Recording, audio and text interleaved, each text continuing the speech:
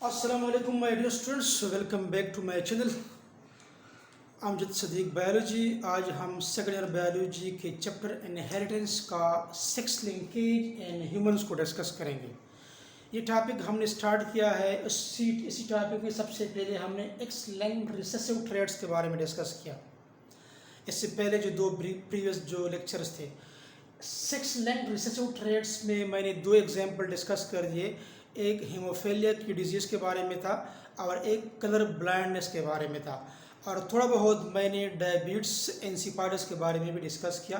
हालांकि वो कोर्स में आपका शामिल नहीं था, जस्ट नाम लिखा गया था उसका केपी के टेक्स्ट बुक में। और आज का जो टॉपिक है वो सेक्स लिंकेज इन ह्यूमन में है, एक्स लिंक्ड डोमिनेंट ट्रेड्स। इससे पहले हमने रिसेसिव इनहेरिटेंस के बारे में डिस्कस किया। आज हम डिस्कस करते हैं डोमिनेंट इनहेरिटेंस। है तो ये एक्स लिंक्ड, इसके जीन जो होते हैं वो एक्स पर पाए जाते हैं, लाइक जो पहले हमने पढ़ा था। बट हेयर जो जीन्स होते हैं वो डोमिनेंट होते हैं। जब डोमिनेंट केस आपके पास आ जाए तब डिजीज़ हो जाती है। फॉर एग्जाम्पल इधर मैंने एग्जांपल दिए हैं, जिस तरह के पहले लेक्चर में एग्जांपल दिए थे कुछ केसेस। फॉर एग्जांपल फीमेल को देख ले। अब फीमेल में एक्स तो फीमेल है, लेकिन अगर एक्स पर स्मॉल डी और स्मॉल डी आ जाए तो फिर ये क्या होता है, फिर ये नॉर्मल होता है, फिर ये नॉर्मल फीमेल होती है। लेकिन अगर एक्स पर कैपिटल डी और कैपिटल डी आ जाए तब हम इसको कहते हैं कि ये डिजीज्ड है। इसकी एग्जांपल जो है हाइपोफास्फोटेमिक, या जो आपके पास है विटामिन डी रेजिस्टेंट रैकेट्स, वो डिजीज़ हो जाती है अगर ये केस आ जाए होमोजाइगस डोमिनेंट। क्योंकि इसी बीमारी में इसका नाम है एक्स लिंक्ड डोमिनेंट ट्रेट। तो जब आपके पास डोमिनेंट पेयर ऑफ जीन आ जाए तब ये डिजीज़ एक्सप्रेस होगी। और पहले हेमोफीलिया और जो कलर ब्लाइंडनेस थे वहाँ पर जब रिसेसिव फॉर्म में आ जाती जीन्स तब डिजीज़ एक्सप्रेस होती थी। लेकिन हेयर केस क्या है, मुख्तलिफ है। टॉपिक का नाम डोमिनेंट है तो डोमिनेंट ही आएगा। इस तरीके से एक्स फीमेल, एक कैपिटल डी और एक स्मॉल डी कैपिटल डी है, तब भी क्या होगा, ये डिजीज्ड होगा। मेल के केस में एक्स वाई मेल होता है, अगर स्मॉल डी आ जाए तो नॉर्मल होगा। एक्स वाई मेल में एक्स पर कैपिटल डी आ जाए, डोमिनेंट इनहेरिटेंस डोमिनेंट ट्रेट के लिए ये डोमिनेंट जीन आ जाए तो फिर क्या होगा, ये डिजीज्ड होगा। ये विटामिन डी रेजिस्टेंट रैकेट्स की बीमारी एक्सप्रेस करेगा, या ये हाइपोफास्फोटेमिक की डिजीज को क्या करेगा, एक्सप्रेस करेगा। अब देखें, इससे एक्स लिंक्ड डोमिनेंट केस में स्टार्ट में कुछ करेक्टरिस्टिक दिए गए हैं, कुछ इंट्रोडक्शन दिया गया है उसके मुताबिक कि एक फादर है और उसकी जो अफेक्टेड मदर है, मतलब इसकी जो वाइफ है फॉर एग्जांपल, वो कि अफेक्टेड मदर है। तो मदर फीमेल को हम एक्स से रिप्रेजेंट करते हैं, फादर को हम एक्स वाई से मेल जो होता है रिप्रेजेंट करते हैं। अब इसके यहाँ जब मेल और फीमेल चाइल्ड्स पैदा होते हैं तो फिर क्या होता है, अफेक्टेड मदर की सूरत में। अब मदर का तो एक्स है, तो जाहिर बात है इसी केस में फीमेल चाइल्ड के केस में एक्स जो होता है वो मदर से आ जाता है, और दूसरा एक्स जो होता है वो फादर का एक्स आ जाता है। तो हमेशा आप लोगों ने ये बात जहन में रखना है कि फीमेल चाइल्ड में जो एक्स होता है, फीमेल चाइल्ड में जो एक्स होता है, एक एक्स मदर से आता है और ये जो रेड है ये फादर से आता है। और इसी केस में जब अफेक्टेड मदर हो और फादर हो, उसका मेल चाइल्ड पैदा हो जाए, तो मेल चाइल्ड जो पैदा होगा तो फादर से वाई तो ऑटोमेटिकली मेल ही में आएगा, क्योंकि वाई तो मेल ही को, मेल सेक्स को डिटरमिन करता है। और इसी मेल चाइल्ड में जो एक्स आता है वो किसका आता है, वो अफेक्टेड मदर से आता है।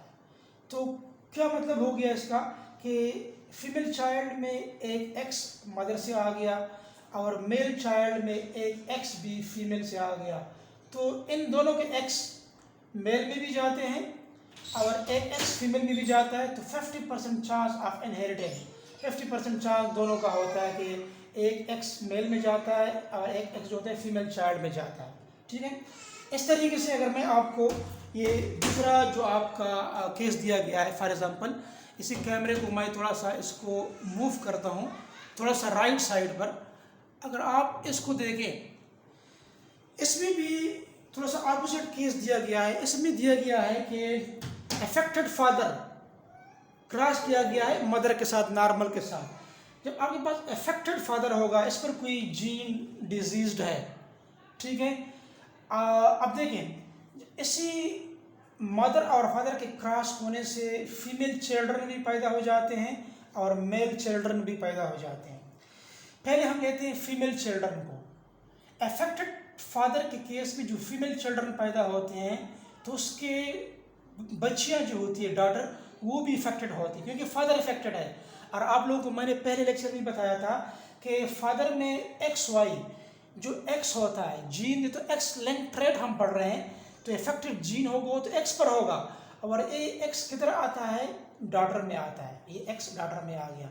और दूसरा एक्स जो होता है वो मदर से आता है, ठीक है। चूंकि इसके से मदर तो नॉर्मल है बट फादर जो इफेक्टेड है, तो इसी एक्स पर कोई जीन होगा, अफेक्टेड जीन होगा जो फीमेल चिल्ड्रन में आ जाता है। और फीमेल चिल्ड्रन जो बच्ची होती है, डॉटर, वो भी अफेक्टेड हो जाती है। तो एमसीक्यूज में भी आ सकता है कि हमेशा डॉटर में जो एक्स आता है वो स्पेशली किसका आता है, वो फादर का आता है। अगर फादर वाला ये क्या होगा, ये अफेक्टेड होगा तो फीमेल डॉटर भी अफेक्टेड होगी। अगर अफेक्टेड फादर नहीं है, नॉर्मल फादर है, तो बच्ची जो होगी वो भी नॉर्मल होगी, उसमें जो एक्स आएगा उस पर भी नॉर्मल जीन होगा। अब इन दोनों के क्रॉस से अगर मेल चिल्ड्रन पैदा हो जाए, मेल चिल्ड्रन, तो मेल चिल्ड्रन में क्या होता है, वाई जो है ऑटोमेटिकली मेल में आ जाएगा, एक्स जो है ये किस तरह से आएगा, ये मदर से आएगा। तो आपके पास ये मेल बच्चा पैदा होगा नॉट इफेक्टेड, क्योंकि फादर से तो एक्स, फादर का के सेक्स क्रोमोसोम का जो एक्स क्रोमोसोम था वो इफेक्टेड था। वाई पर तो कोई जीन है नहीं, एक्स लिंक्ड ट्रेट है, वाई पर नहीं, वाई लिंक्ड नहीं है, तो ये तो वाई आ रहा है, तो वाई पर तो कोई अफेक्टेड जीन है नहीं, तो ये तो नॉर्मल होगा बच्चा, क्योंकि दूसरा एक्स तो नॉर्मल मदर से आ रहा है, तो वाई भी नॉर्मल आ गया और एक्स भी नॉर्मल आ गया, तो बच्चा क्या होगा, ये नॉर्मल होगा, नो इफेक्टेड। फादर के इफेक्शन का इस पर कोई इफेक्शन नहीं पड़ेगा, ठीक है। तो इधर मैंने लिखा भी है इसके साथ फीमेल चिल्ड्रन अफेक्टेड के साथ, डॉटर पोजेस दियर फादर एक्स क्रोमोसोम। हमेशा डॉटर में जो एक्स क्रोमोसोम होता है वो फादर का होता है। इधर मैंने लिखा है sons do not inherit their father X chromosome. Son में कभी भी फादर का एक्स क्रोमोसोम नहीं आता, फादर का एक्स क्रोमोसोम डॉटर में जाता है, जबकि फादर का वाई क्रोमोसोम जो होता है वो किधर आता है, वो इधर सन में आता है। तो son do not inherit their X chromosome, इधर एक्स ये वाला नहीं है बल्कि ये वाला है, ठीक है। तो इसकी भी आपको थोड़ी बहुत आपको समझ आई होगी, आप इसका स्क्रीनशॉट ले सकते हैं और आप इसको दोबारा थोड़ा सा इसको एक नज़र आप इसको देख सकते हैं, ठीक है। अभी एक केस है, ये मैं आपको थोड़ा सा आपको एक्सप्लेन कर लूँ।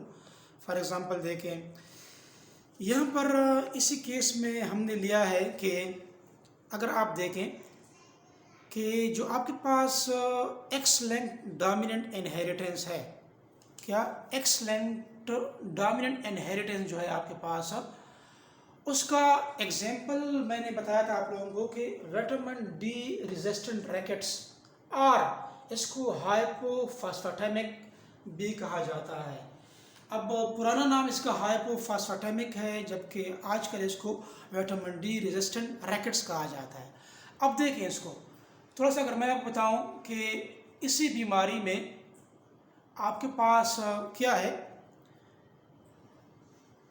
देखें आपके पास एक मेल है, फॉर एग्जांपल ये आपके पास एक मेल है और ये आपके पास क्या एक फीमेल है, एक्स एक्स, ठीक है।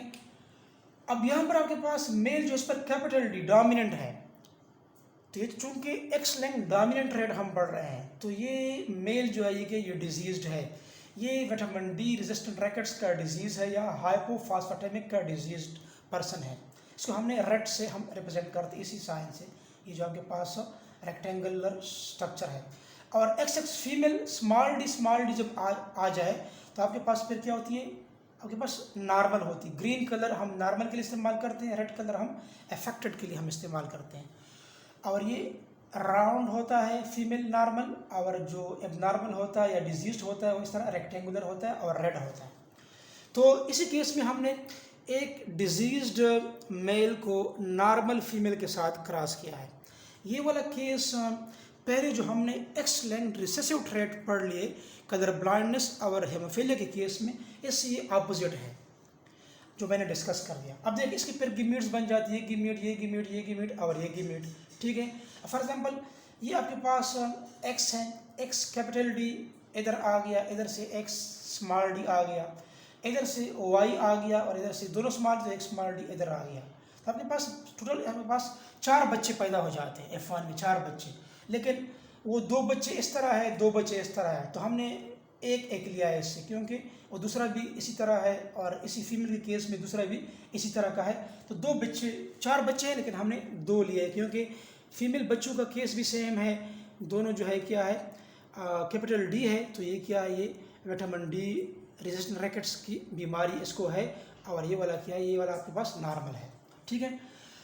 अभी जो बच्चे पैदा हो गए, इसी बच्ची को हम शादी करवाते एक और नॉर्मल फीमेल के साथ। नॉर्मल, ये ग्रीन कलर हमेशा नॉर्मल को, ये ब्लू कलर नॉर्मल को रिप्रेजेंट करता है। इसकी जब हम शादी करते हैं तो इसकी एक्स स्मॉल डी एक गिमीट, वाई एक डिमीट, इस तरीके से एक्स कैपिटल डी एक गिमीट और एक्स स्मॉल डी एक गिमीट, जो हम पहले कर चुके हैं, या हम मेंडल लॉज में भी आप लोगों को करवा चुके हैं, लेक्चर भी मौजूद है इनहेरिटेंस के चैप्टर में। अब देखें, जब ये एक्स स्मॉल डी गिमीट को हम इसके साथ क्रॉस करते हैं तो ये एक्स कैपिटल डी भी आ जाता है, फिर एक्स स्मॉल डी, ये इसके लिए ये वाला स्मॉल डी आ जाता है, फिर वाई की बारी है इन दोनों के साथ क्रॉस करने का, फिर वाई और इधर से कैपिटल डी आ जाता है, फिर वाई और इधर से एक्स स्मॉल डी आ जाता है। आपके पास 4 बच्चे पैदा हो जाते हैं। 4 बच्चे में अगर आप देखें, ये एक्स वाई चूँकि एक्स लिंक्ड डोमिनेंट ट्रेट्स हैं, ठीक है, लेकिन ये तो रिसेसिव फॉर्म में स्मॉल डी है, तो ये आपके पास जो बच्चा पैदा होगा ये नॉर्मल होगा। फिर एक्स वाई, फिर यहाँ पर कैपिटल डी है, तो ये क्या होगा, ये आपके पास विटामिन डी रैकेट्स का शिकार होगा, ये मेल है। अब एक्स फीमेल है, लेकिन दोनों पर होमोजाइगस रिसेसिव फॉर्म में दोनों पर स्मॉल डी और स्मॉल डी मौजूद है, तो ये फिर क्या आपके पास नॉर्मल फीमेल है। और ये भी एक्स फीमेल है, इस पर एक कैपिटल डी मौजूद है, ठीक है, डोमिनेंट है, तो डोमिनेंट डिजीज़ को रिप्रेजेंट कर रहा है, तो ये वाला क्या, ये विटामिन डी रेजिस्टेंट रैकेट्स की का शिकार हो गया है, ठीक है। तो आपके पास इधर 50% चिल्ड्रन जो है वो नॉर्मल है, 50% जो आपके पास क्या है अफेक्टेड है। और ये जो बीमारी है more common in female than the male, यहाँ पर फीमेल में ये जो है क्या है मोर कॉमन है, क्योंकि अगर आप देखिए फीमेल को हम एक्स है, मेल आपके पास एक्स वाई है, ठीक है। अब एक्स पर तो अगर ये बीमारी आएगी तो एक्स पर कैपिटल डी आएगी, ठीक है। और जो आपके पास फीमेल है इस पर अगर कैपिटल डी आ जाए, इस पर आए या ना आए, लेकिन इस पर आया हो, इस पर स्मॉल डी आ जाए या इस पर फॉर एग्जांपल कैपिटल डी आ जाए, तो ये क्या होगा, ये रैकेट्स का शिकार होगा विटामिन डी का। लेकिन इस पर स्मॉल डी भी आ सकता है और कैपिटल डी भी आ सकता है। इस दोनों एक्स पर एक पर भी आ जाए तो फिर क्या, इस पर आ जाए या इस पर आ जाए, तब ये क्या होगा ये डिजीज़ होगा। इसलिए more common in female than the male. और ये डिजीज़ मोस्टली रेयर होती है, ये चूँकि जेनेटिक है तो काफ़ी रेयर होती है। और एक और डिजीज़ है वो है dietary rickets, vitamin C. Dietary rickets वो बीमारी होती है जब आप दूध को कम पीते हैं, स्पेशली ये फीमेल में जो होती है ज़्यादा होती है, वो फीमेल जिसका एज 40 साल या 45 साल होते हैं से अबव होता है, जो दूध कम पीते हैं। दूध कम पीते हैं तो इसके नतीजे में उसकी हड्डियाँ जो होती कमज़ोर हो जाती है, कैल्शियम की कमी होती है, फास्फेट की कमी होती है, तो गिरने से, फीमेल के गिरने से उसकी हड्डियाँ वगैरह टूट जाती है। नॉर्मली आप लोगों ने ऑब्जर्व किया होगा, सुना होगा, ठीक है। बट ये जो बीमारी है इसको आप इसके साथ कंपेयर ना करें, डाइटरी रैकेट्स या विटामिन सी से कंपेयर ना करें। ये तो नॉर्मली होता है खुराक मिल्क इस्तेमाल करने से या ना करने से। और ये वाला जो है विटामिन डी रेजिस्टेंट रैकेट्स, ये जेनेटिक है, ये डोमिनेंट जीन्स की वजह से क्या होता है आपके पास, ठीक है।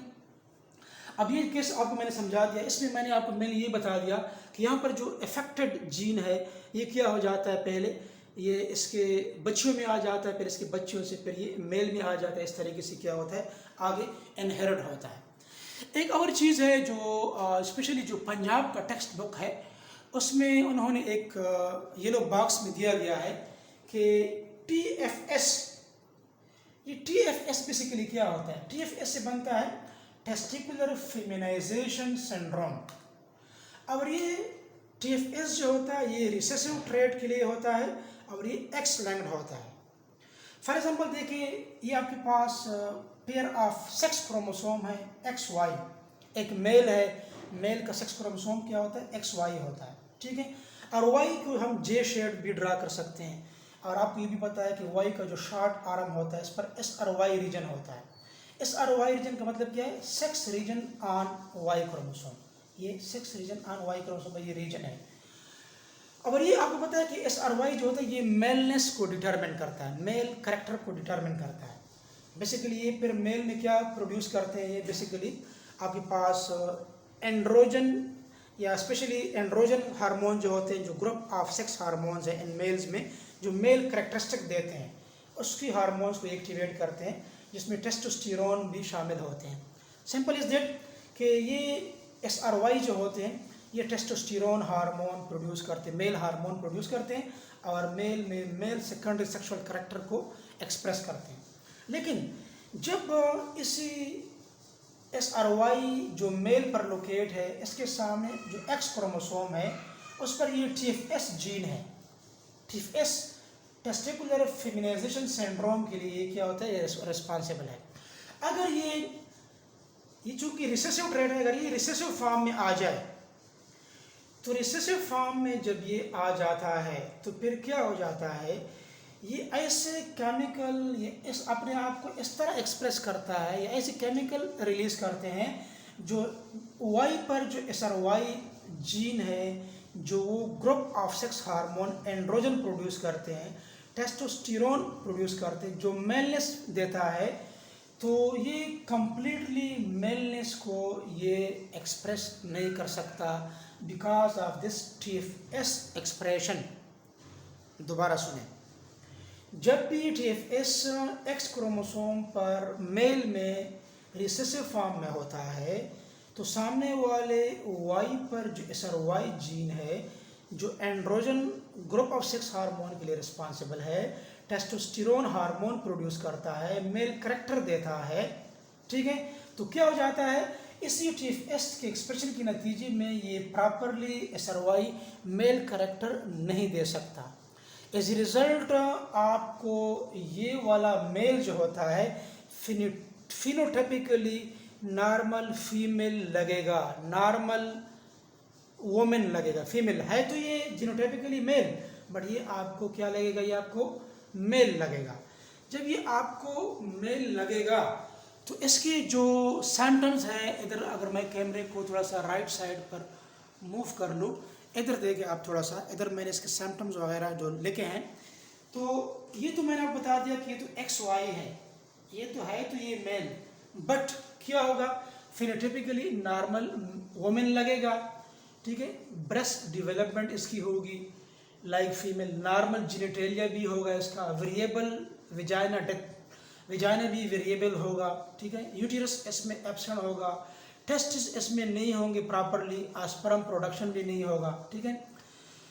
तो क्या होता है, ये फीमेल जो होती है इसकी अगर शादी भी हो जाए लेकिन ये इनफर्टाइल मीन स्टीराइल होती है, स्टीराइल होती है। इसके टेस्ट करने के बाद फिर पता चलता है कि ये क्या है, तो फिर स्टीराइल है, तो नॉर्मल नहीं है, ठीक है। ऐसे केस आप लोगों ने शायद देखे होंगे अपने डेली लाइफ में। बाज़ औक़ात एक बंदे की किसी फीमेल के साथ शादी हो जाती है लेकिन बाद में पता चल जाता है कि ये तो क्या इनफर्टाइल है, इसमें तो प्रॉपरली फीमेल जो है वो चीज़ें जो है प्रॉपरली डेवलप नहीं है, जिससे वो फर्टाइल होती है और बच्ची प्रोड्यूस करती है, लेकिन इधर बच्चे प्रोड्यूस नहीं होते। क्योंकि इसी केस में क्या होता है, ये एंड्रोजन सेंसिटिविटी इन हार्मोन्स होते हैं मेल्स में, इसमें बॉडी जो होती है not respond to the testosterone. जो SRY जीन होता है मेल पर जो SRY जीन होता है, SRY, ये क्या होता है, ये टेस्टोस्टेरोन हार्मोन जो प्रोड्यूस करता है, बॉडी इसके लिए रिस्पॉन्ड नहीं करती। क्यों?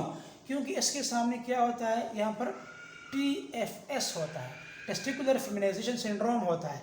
ये अपने आप को इस तरह एक्सप्रेस करता है कि ये वाले अपने आप को एक्सप्रेस नहीं कर सकते, तो ये क्या होता है, फिर फीमेल की तरह वो फिनोटाइपिकली लगता है, और हालांकि ये क्या होता है, ये मेल होता है। तो ये था आपका आज का टॉपिक।